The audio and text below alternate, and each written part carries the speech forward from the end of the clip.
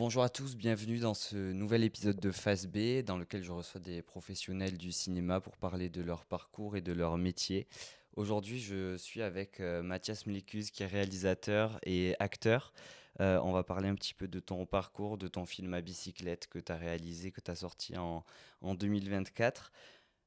Mathias, tu as 25, il est sorti. Mais tu as plein de casquettes en fait dans le cinéma parce que tu es acteur, tu es réalisateur. Toi, tu te présenterais comment aujourd'hui à quelqu'un qui te connaît pas? C'est compliqué, je mets toujours acteur parce que c'est ce qui est le plus vieux. Je suis un jeune réalisateur et encore plus jeune maintenant producteur aussi. Je me suis lancé dans la production. Mais quand je me demande profession pour les papiers, je mets acteur. Et c'est où que tu te sens le mieux? Avec quelle casquette? En vieillissant, disons que acteur c'est mon métier d'origine. Maintenant, je me dirige plutôt vers la réalisation. Ouais. Est-ce que c'est là où je me sens le mieux? En tout cas, c'est là où je me sens le plus à même de me réaliser. Tu disais que tu as aussi une casquette de producteur, c'est-à-dire que tu as produit, que tu Donc produit. j'ai monté une boîte de production et je suis coproducteur de mon dernier film. On va parler de À bicyclette, qui est un film très émouvant pour tous ceux qui l'ont vu. Euh, Faire un film, c'est une façon pour toi de se protéger ou de se mettre en danger? Alors, ni l'un ni l'autre. Je n'ai pas l'impression de me protéger quand je fais un film.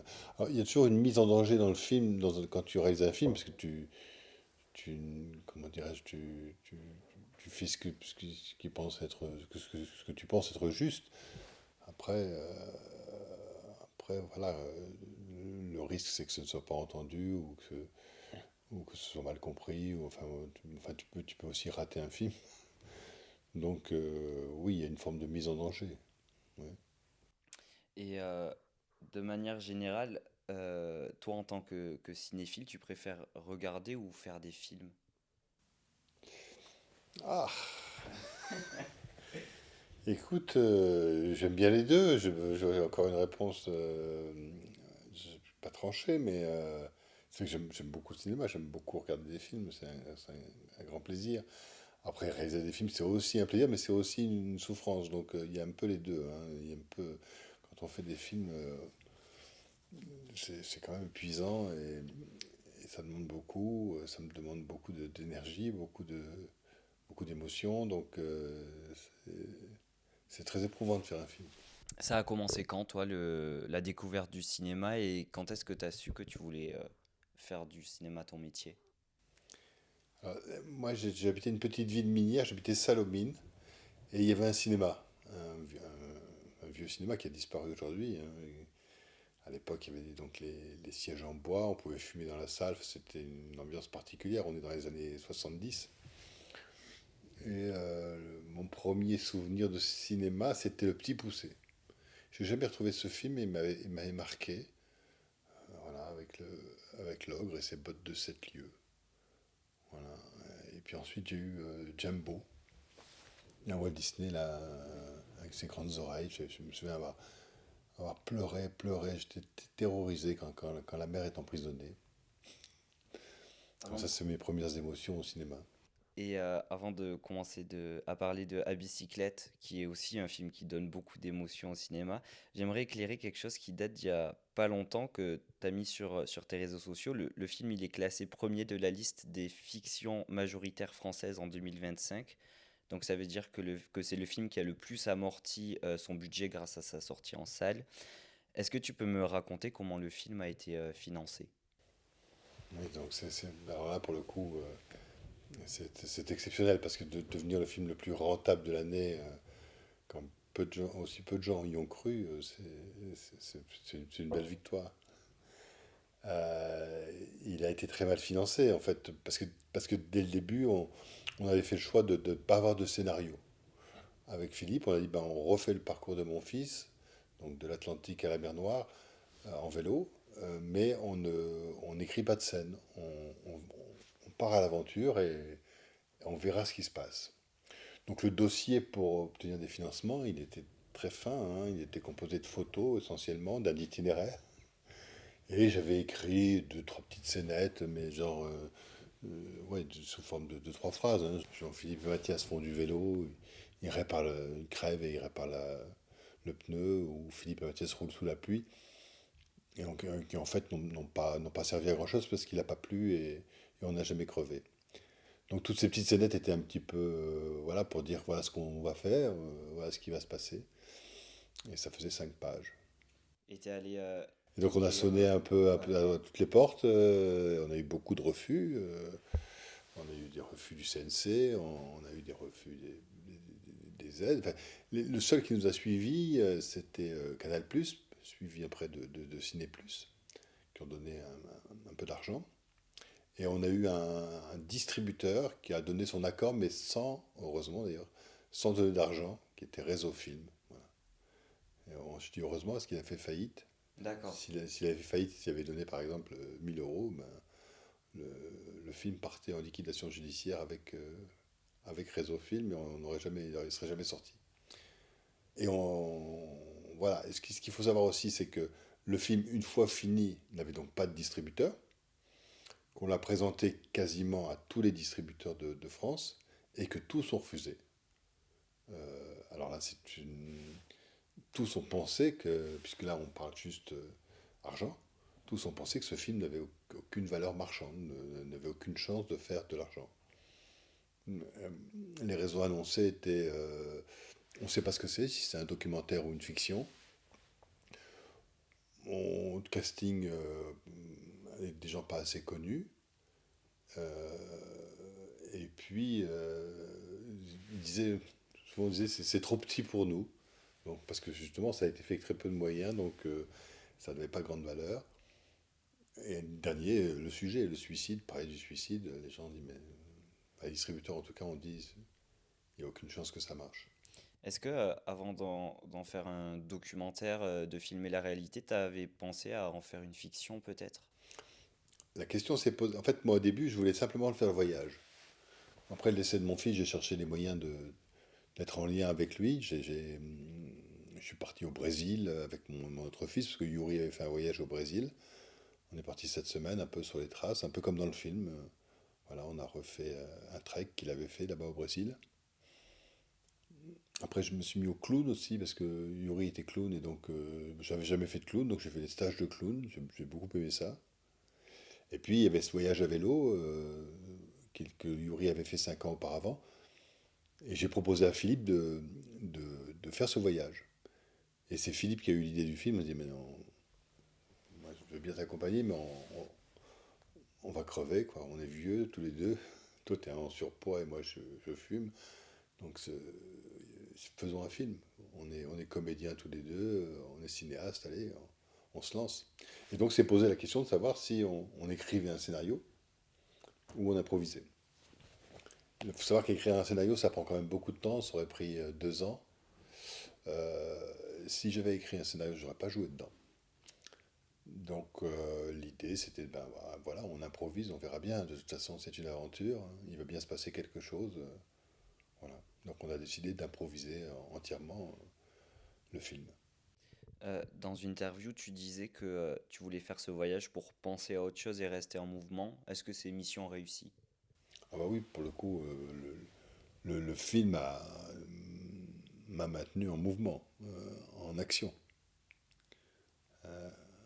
Philippe dit souvent que il était d'accord pour m'accompagner, quel que soit le projet. Ça aurait été de rester sur le canapé pendant 3 mois, il était d'accord pour être avec moi.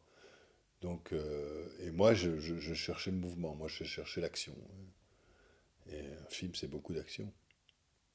Et de penser à autre chose, ça a été mission Alors, réussie penser à aussi. autre chose, non, mais c'était de voir la mort de Yuri d'un angle un peu différent. Quand on est sur ses traces, on est actif, on recherchait les lieux où il avait été, on était en pensée avec lui, on pensait moins à la tragédie qu'à la vie qu'il avait eue. Est-ce que c'était logique de de faire ce voyage à Philippe parce que c'est lui, ok, qui a eu l'idée du film, mais au début de lui proposer ce voyage? Bah, je lui proposais ce voyage parce que c'est mon ami depuis plus de 20 ans. Et voilà, je savais pas qu'il aimait pas le vélo. Il n'avait pas fait de vélo depuis 74. Donc, mais oui, je l'ai proposé à mon ami. J'ai pas proposé à un acteur, j'ai proposé à un ami. Et est-ce que, il y a eu un sentiment de liberté quand vous avez commencé ce voyage? Je pense aussi au moment du making of où en fait on voit que c'est une toute petite équipe.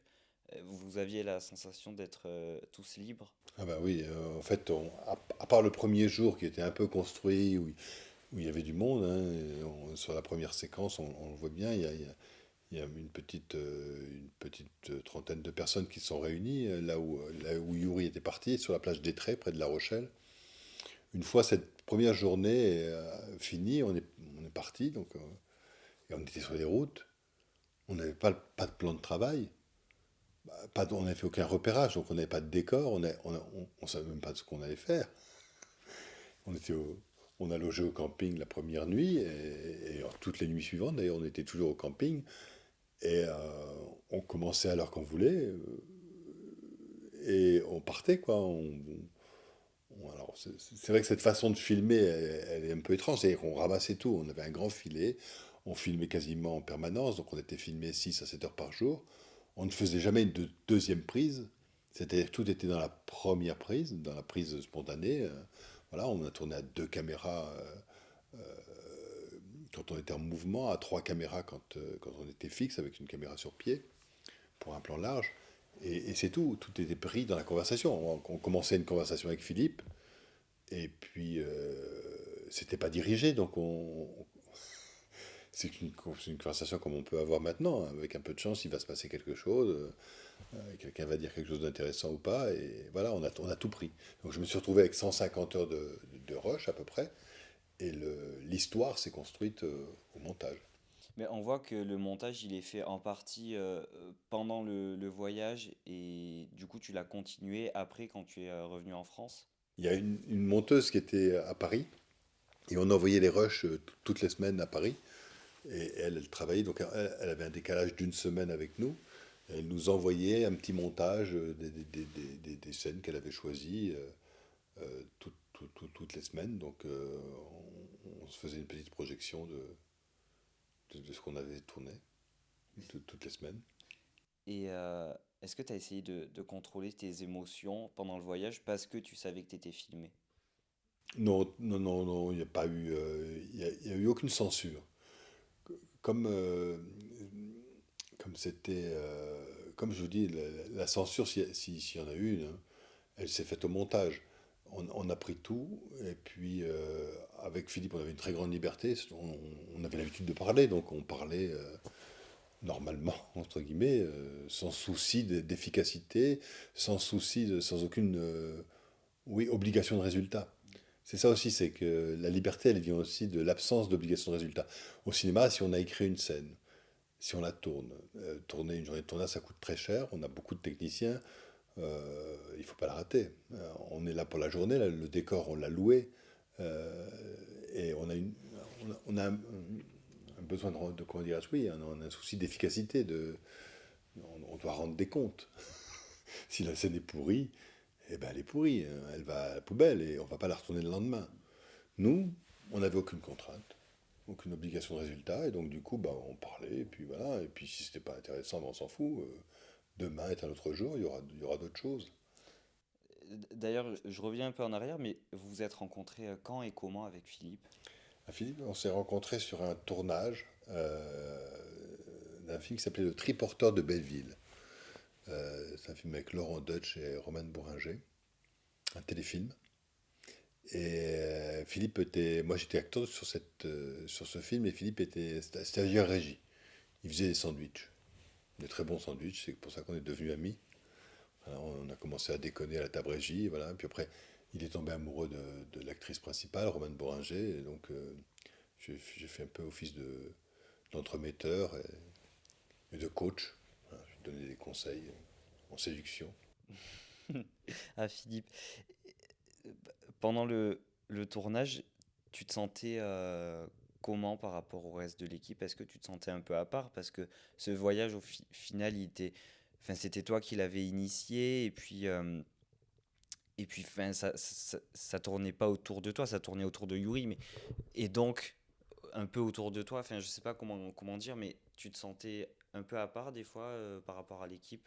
Non, non, effectivement, j'étais leader, hein, puisque je suis réalisateur et comédien dans le film, mais je me sentais pas à part. Non, non, l'équipe était toute petite, donc très vite on est devenus des intimes, on est devenus amis, et on a voyagé comme ça. Voilà, ce film, il s'est fait d'une certaine façon par insouciance aussi, enfin inconscience. On n'était pas très, justement, on était très libre et voilà, on roulait en direction d'Istanbul. Et puis on tournait tous les jours, voilà. Donc non, je me sentais pas à part, non. Qu'est-ce qui a changé en toi entre le début du voyage et la fin, l'arrivée? Il y a des choses qui ont vraiment changé radicalement en toi, sur ta manière de voir des choses ou de les ressentir. Non, il y a pas eu de changements radicaux entre le début et la fin, si ce n'est un épuisement physique et émotionnel, psychique. Le changement, en fait, est arrivé après, pour le coup, à la projection du film. Le film a, d'une certaine façon, m'a apporté une forme de consolation avec la confrontation avec le public. Justement, par rapport aux projections avec le public, il y a quelque chose qui t'a marqué dans un spectateur, une spectatrice qui t'a dit quelque chose qui te reste encore aujourd'hui? Ah oui, beaucoup. En fait, quand j'ai montré pour la première fois le film au public, j'étais très inquiet de la réception, parce que je me suis dit, mon Dieu, on a fait un film tellement intimiste, tellement pour nous. Très peu de fois on a pensé au public. Donc on faisait les choses pour nous. En fait, on parlait pour nous, on vivait pour nous, comme je dis, on était très libre. Et du coup, je me suis dit, mais ça va faire comme une soirée diapo, ça va ennuyer tout le monde, quoi. Qui va s'intéresser à ça? Or, ça a eu l'effet inverse. Tout le monde s'est identifié à ces histoires d'amis, d'amitié, au deuil.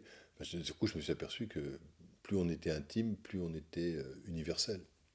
Et plus on pouvait toucher les gens. Et après, les gens, la projection venait me voir, c'était mon moment favori. En fait, il y avait le débat d'abord, qui était souvent très intense. Et puis ensuite, les gens venaient me voir personnellement et me confier combien le film les avait émus. Et puis aussi, combien aussi ensuite, sur les réseaux sociaux, j'ai découvert des messages de gens qui me disaient que ça avait transformé leur vie, transformé leur rapport à... Parce qu'en fait, ce film parle du deuil, mais aussi du suicide. Et aussi du tabou du suicide. D'une certaine façon, avec ce film, je brisais un tabou, c'est-à-dire que je parlais ouvertement de mon fils suicidé. Et, et le suicide, c'est tabou. On parle très peu des suicidés. On parle très peu des suicidés parce que, d'abord, ça crée de la peine dans les familles, de la gêne, de la peine, et puis aussi, justement, derrière la peine, il y a la culpabilité. Donc on préfère souvent ne plus parler. Et les témoignages les plus bouleversants, des gens qui me disent, ouais, grâce à vous, grâce à ce film, j'ai pu à nouveau parler à ma mère du suicide de mon frère, ou j'ai pu parler voilà, du suicide de mon père, et à nouveau mettre des mots voilà, sur la peine, sur la culpabilité aussi, ouvertement, en parler ouvertement. Ça, ce sont des témoignages qui m'ont bouleversé. Et toi, t'en parlais déjà librement avant? Oui, moi, j'ai jamais eu de problème pour parler. J'ai jamais eu de problème. Ouais. Mais j'ai souvent vu la gêne dans le regard des autres, justement, parce que c'est pas commun. Comment on trouve l'équilibre sur le tournage ou pendant le montage entre le positif et le négatif, entre la joie et la tristesse pour que ça soit pas forcément trop lourd à l'écran en fait? Bah, l'équilibre, comment dis-je, il s'est fait naturellement dans le film parce qu'il s'est fait naturellement dans dans la Dans la vraie vie. réalisation du film, dans la vraie vie, puisque on a filmé, c'est un documentaire, donc on a filmé notre vie. Et dans notre vie, à Philippe et à moi, sur les routes qui mènent à Istanbul, sur l'Eurovélo 6, eh ben, il s'est passé des choses drôles et il s'est passé des choses pas drôles. On a eu des moments de rigolade et puis des moments de grande tristesse. Donc, ce qui avait été vécu est remis dans le film. Donc, au montage, peut-être on a essayé de garder une alternance, en tout cas de faire en sorte que les choses soient mis par paquet. Voilà, on fait pas, le film ne devient pas drôle sans arrêt, ni triste sans arrêt. Non, ça se fait assez naturellement. C'est pas, ça demande pas beaucoup de travail de faire ça. Et s'il y avait autant de moments au- de rush, pourquoi est-ce que vous avez pensé à en faire un film plus long ou une série ou des formats qui permettaient justement de montrer un peu plus de moments? Alors non, non. Surtout pas un film plus long, parce que finalement, en fait, une fois les scènes montées, une fois un peu l'écumage fait, j'avais un ours un ours, et donc l'ensemble des scènes montées de 4 heures. Après un deuxième écrémage, on est arrivé vers un film de 2 heures. Et puis quand on a concentré un peu les thématiques qu'on voulait aborder, on est facilement tombé à 1h40, 1h30. Donc le film aujourd'hui fait 1h29, je crois. Donc après, c'est des ajustements de rythme. Mais par exemple, on m'a demandé si je voulais mettre des scènes coupées dans le DVD. Je dis non. Tout ce qui doit être dans le film est dans le film. Voilà. Et est-ce que au moment du tournage, il y a un moment en particulier où tu t'es dit ça c'est sûr on va le garder parce que ça il faut qu'on le montre. Oui, bah, il y a eu des moments, comment dirais-je, un peu suspendus, un peu magiques. Et comme je te le dis, on a fait aucun repérage. On a fait, tout s'est fait par accident. Par exemple, là, une des premières scènes où on rentre dans une petite chapelle. Quand on rentre dans la chapelle, on ne sait même pas qu'il va y avoir une grille. Hmm, au début oui. Ouais, il y a une grille. Tout de suite, on peut pas accéder à la chapelle. On voit la chapelle, mais il y a une grille. Et en fait, quand on rentre dans la chapelle, on rentre avec toute l'équipe, pareil. Ça se fait dès la porte d'entrée, et puis les caméras nous suivent. Et puis là, pouf, on se retrouve avec une grille. Donc on se retrouve devant la grille à contempler la chapelle voilà, de l'extérieur. Et cette scène, elle est un peu magique parce que de ce coup, on se met à improviser. Philippe raconte des blagues, voilà, et on se met à la fois à être en jeu, triste, enfin, et puis, enfin, comment dirais-je, il y a un mélange. Et là, quand on a cette alchimie-là, on sait que on tient quelque chose de très bien. Et toi qui le connais bien personnellement, vu que c'est ton ami Philippe, tu savais il allait déconner. Qu'il allait quoi? Qu'il allait déconner pendant le Ah tournage. oui, oui, bah, Philippe est quelqu'un de drôle, hein, on est devenus amis parce qu'on riait ensemble. C'est d'abord un copain de rigolade, Philippe. Oui, non, parce que je parle de copain de rigolade. On me pose souvent la question de savoir si les rapports avec Philippe ont changé, si le film a changé nos rapports. Je dis ben non, on était amis avant, on est toujours amis. Ce qui a changé notre relation, notre amitié, c'est la tragédie, c'est la perte de mon fils. Parce que effectivement, on était copains de rigolade et on est resté amis dans la tragédie. On est aussi devenus compagnons de pleurs. Donc ça a changé, oui, ça a densifié notre amitié. Est-ce qu'il y a quelque chose d'intime que tu savais que tu voulais pas que ça se retrouve à l'écran? Une émotion que tu as en toi et tu t'es dit ça, il faut que je la garde. Non, pas du tout. Non. Non, je te dis encore une fois, on était sans filtre. Non, non, tout était possible. Devant la caméra, tout était possible. Après, au montage, est-ce que j'ai pas le souvenir de m'être censuré en me disant non, ça c'est pas bon, ça je veux pas le montrer, ça non. Non, non. Et est-ce que tu avais envie de continuer à filmer même après l'arrivée à Istanbul? tu t'es dit non, là, ça y est. Non, alors, l'idée au début quand on avait le projet donc de faire ça, c'était quand même d'aller jusqu'en Iran, à Téhéran, voir Marzi. Et très vite, on s'est aperçu que c'était pas possible d'aller jusqu'en Iran. Et au début, on voulait aller à la frontière turco-iranienne, voir Marzi à la frontière. Puis après, on s'est aperçu que non, les- les- c'est une zone. On voulait- c'est- la frontière turco-iranienne, elle est au Kurdistan. C'est une zone très tendue entre la Turquie et l'Iran. Enfin bref, on s'est aperçu que filmer là-bas, ça allait être compliqué. Et pour Marzi, qui vivait à Téhéran à l'époque, c'était possible, c'était facile de venir en Turquie à Istanbul. Donc on l'a fait venir et puis voilà, on a filmé notre rencontre dans un Airbnb à Istanbul. Voilà, donc ça marquait la fin. Aujourd'hui, c'est quoi ton rapport avec la mort, l'absence et le silence? Est-ce que c'est des choses différentes pour toi? Et quel rapport t'entretiens avec? Ouais, en fait, j'avais déjà perdu mes parents avant le décès de Yuri et j'avais un rapport à la mort assez, comment dirais-je, assez naturel puisque c'était mes parents. Et du coup, la mort m'a jamais vraiment effrayé, hein. Moi, je suis né un 1er novembre, c'était le jour des morts.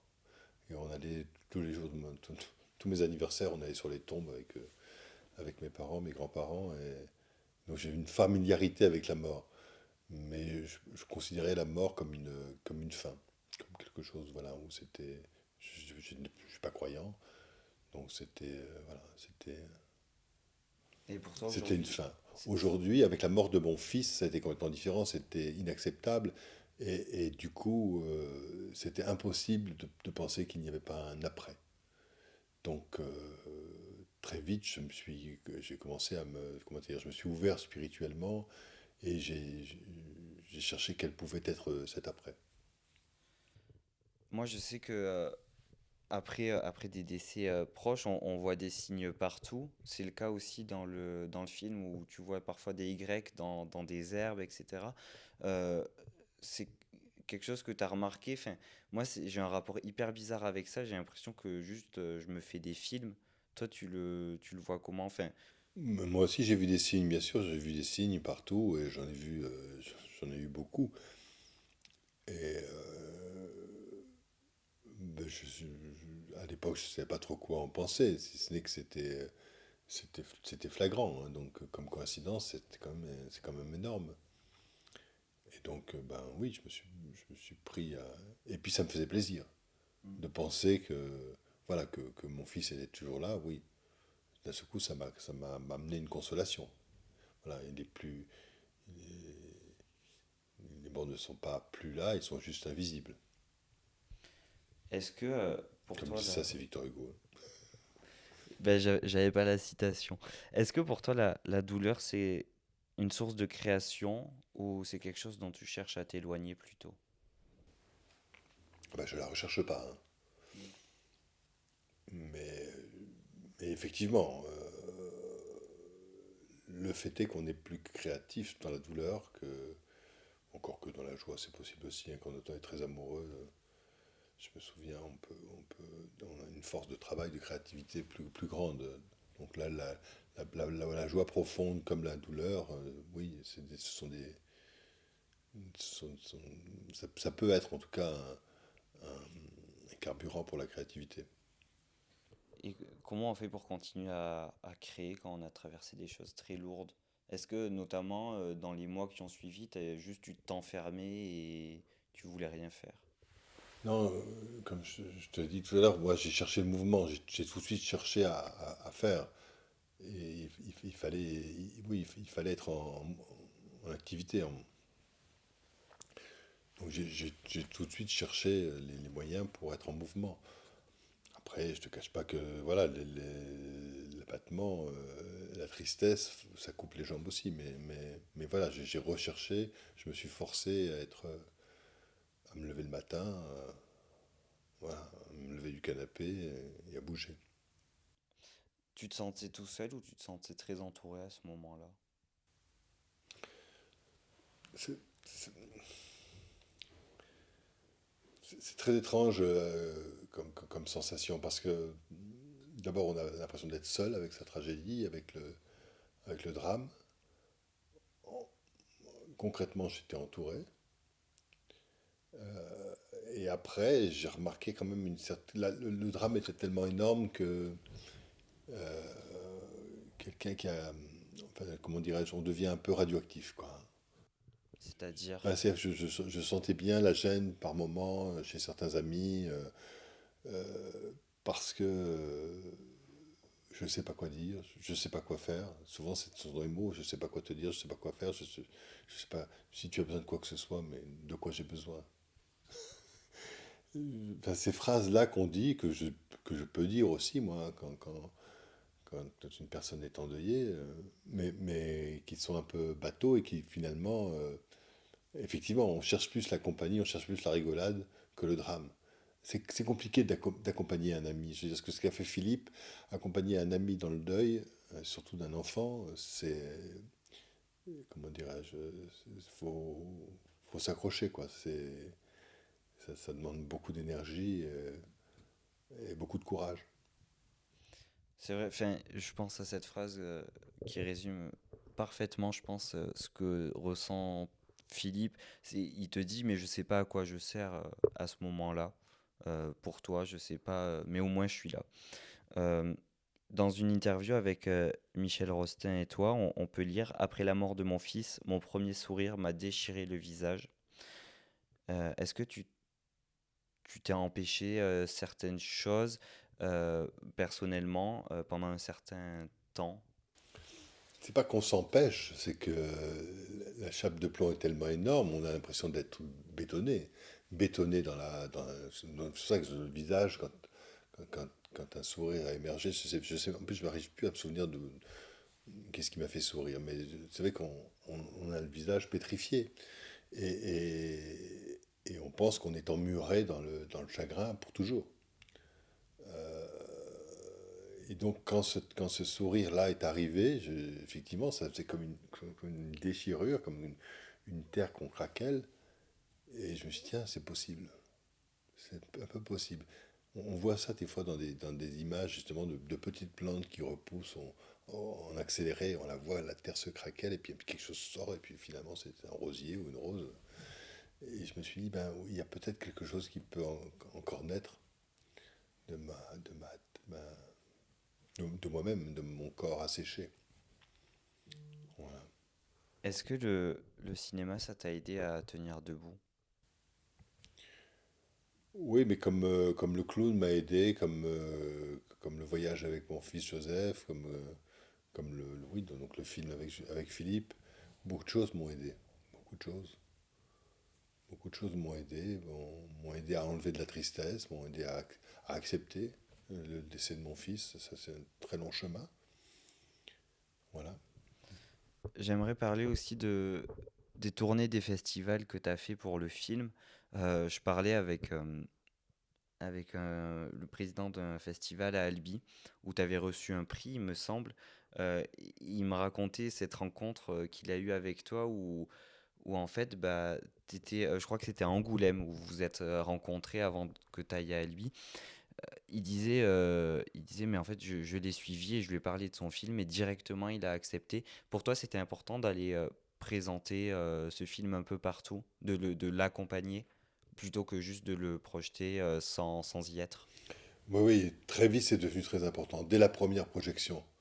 En fait, j'ai ressenti une telle émotion à la première projection et un tel retour du public et un tel partage. C'est là quand je te dis que il y a eu une forme oui, de consolation et j'avais l'impression que ma présence était importante. Les gens avaient besoin de parler après la projection. Si bien que très vite, je n'envisageais pas qu'une projection se fasse sans moi. Donc j'ai accepté tout. Avec Philippe, en partie, on a fait plus de 100 projections dans toute la France. On a fait 2 tours de France. Et c'était important d'être partout. Et je me suis dit, mais comment je vais faire pour lâcher ce film au moment de la sortie? Parce qu'effectivement, au moment de la sortie, j'étais battu, hein. C'est sorti sur 300 écrans, donc il faut être nulle part. Donc non, non, c'était évident qu'il fallait accompagner le film. Au début, d'ailleurs, quand on n'avait pas de distributeur, enfin, ou la sortie, il faut savoir que ce film a été beaucoup aidé par le festival du film francophone d'Angoulême. Sans lui, voilà, je pense que le film n'aurait jamais eu le retentissement qu'il a eu, promotion qu'il a eu et la sortie qu'il a eu. Et j'avais envisagé justement de faire un tour de France avec mon chien et mon vélo et d'aller dans tous les cinémas de France qui acceptaient ma venue. Pareil, d'aller au camping et de faire la promotion sur le marché le matin avec des flyers en disant ah, venez ce soir voir un film. Voilà, j'avais envisagé ça comme campagne promotionnelle pendant 6 mois, promener dans toute la France et accompagner mon film. Aujourd'hui, on a parlé de à bicyclette, mais derrière toi, il y a une filmographie quand même importante. Et aujourd'hui, tu pourrais réaliser ou jouer à nouveau dans des comédies. Oui, bien sûr, mais d'ailleurs, normalement, je devrais jouer dans la prochaine comédie de Jennifer de Volder. Voilà, bon, il y a un prochain tournage prévu. Et en général, à la fin des épisodes, j'essaye de parler un peu des projets à venir. À l'automne, tu étais en tournage. Est-ce que tu peux en dire un petit peu ou c'est Oui, bien totalement sûr. secret? En fait, j'ai un troisième fils qui s'appelle Manolo, qui est le plus jeune, qui a 19 ans. Et Manolo, depuis l'âge de 10-11 ans, il veut être président de la République. Et bon, on a beaucoup rigolé, on s'est beaucoup foutu de sa gueule dans la famille en disant mais qu'est-ce que tu veux être président de la République? Voilà. Mais Manolo, il a continué avec son projet d'être président de la République et il voulait être président de la République pas un jour, comme un jour je serai roi ou pape, il voulait être président de la République en 2027. Donc il avait 10-11 ans, il se projetait déjà en 2027, dès qu'il aurait eu 21 ans, voilà, pour potentiellement être élu. Et il y a 2-3 ans, j'ai arrêté de me foutre de sa gueule en me disant, bah écoute, si tu veux devenir président, bah, vas-y, donne-toi les moyens d'être président, vas-y. Donc j'ai arrêté de rigoler, et puis lui, il a maintenu, cette année, enfin, à partir de septembre 2025, 5. il a décidé donc d'arrêter ses études et de partir sur les routes de France, chercher les 500 parrainages nécessaires, les 500 signatures de maire, pour pouvoir se présenter à l'élection présidentielle en 2027. Et donc, Philippe Rebaud, Joseph, son frère, et moi, on l'a accompagné, voilà, et on en a fait un film, un documentaire qui s'appelle Mon fils président. Et c'est bientôt sur vos écrans. Et on a une période de sortie ou pas trop? J'espère le sortir en décembre 26 ou janvier 27, D'accord, oui, au moment, un peu avant, avant. voilà, avant les élections. Euh, Là, tu parlais de ton fils, mais dans Mine de rien aussi, tu fais jouer Joseph, il me semble, Oui, oui. et qu'on retrouve aussi dans la bicyclette. C'est important pour toi de mettre en scène un petit peu tes proches, Philippe, tes fils. Je ne sais pas si c'est important. C'est sûr que je parle beaucoup de moi dans mes films, que ce soit dans Mine de rien ou à Bicyclette, où là pour le coup, c'est plus de la fiction du tout. Mais, mais engager Joseph, au début, c'était pas évident. J'ai fait un casting de jeunes, voilà. Il y avait des gens de très bien que j'aurais pu engager. Mais je savais que Joseph était acteur et qu'il voulait tourner et qu'il serait très bien dans le personnage. Le seul petit bémol que j'avais, c'est voilà, c'était un garçon turbulent qui sortait beaucoup le soir. Je me suis dit, mais il faut pas que je sois dans le rôle du père, il faut que je sois dans le rôle du réalisateur. Donc je lui ai fait promettre qu'il se recoucherait tôt et qu'il serait nickel sur le plateau le lendemain. Et ça a marché ou pas? Et ça a marché, il a été nickel. Voilà, il n'est pas sorti une seule fois et il était super, il est très très bien dans le film. Bah, merci beaucoup, Bah de rien, c'est déjà Mathias. fini. Oui, ça y est, c'est passé vite, hein, mais je pense qu'on a quand même petit 40 minutes de Ah bah discussion. super. Merci beaucoup, Mathias. C'est la fin de cet épisode de Phase B que vous pouvez retrouver sur YouTube et en podcast et sur les réseaux sociaux aussi, phaseb.podcast. Merci, à bientôt.